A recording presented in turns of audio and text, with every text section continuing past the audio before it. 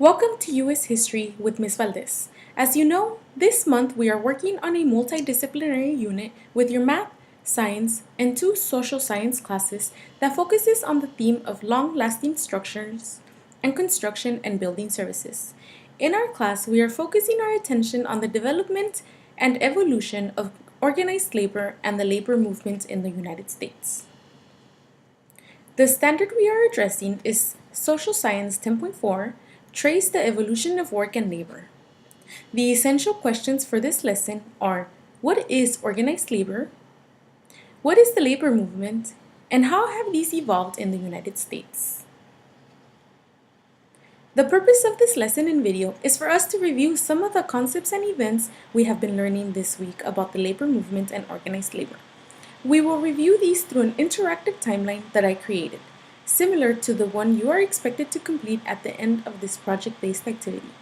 Yes, you will have to create your own timeline, but don't worry, you will have plenty of time to finish, and I will offer you with additional tools and resources. So let's get to it. Some of the vocabulary words we've reviewed this week include organized labor, union, strike, boycott, and labor movement. Now let's review some key events in the evolution of the labor movement in my interactive timeline.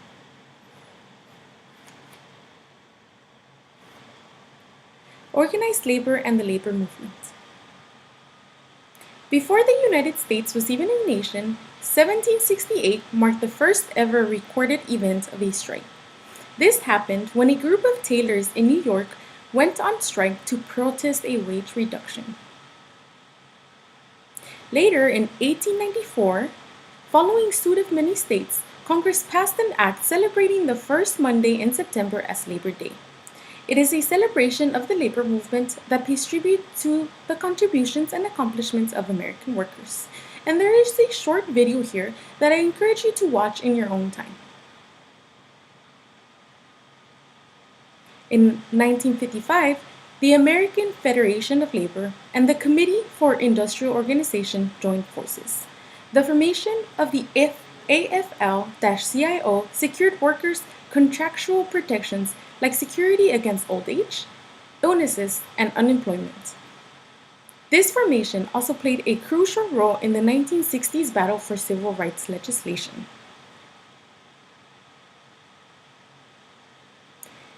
In 1980, an anti-union administration came to power with the election of Ronald Reagan. Manufacturing, mining, and construction union membership decreased significantly. By the end of the 1980s, less than 17% of American workers were organized, half compared to that of the 1950s. In more recent years, in 2009, the U.S. Department of Labor reported that union density in the United States had grown over the previous 2 years. U.S. membership of public sector unions surpassed membership of private sector unions for the first time at 7.9 million and 7.4 million respectively. Now that we have reviewed some key events in my interactive timeline, let's talk a little bit about your timeline.